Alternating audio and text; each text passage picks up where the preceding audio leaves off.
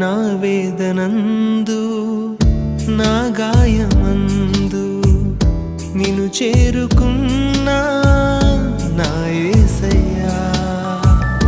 నీ చరణమందు నీ ధ్యానమందు నిన్ను కోరుకున్నా నీ ప్రేమకై కరుణించినావు.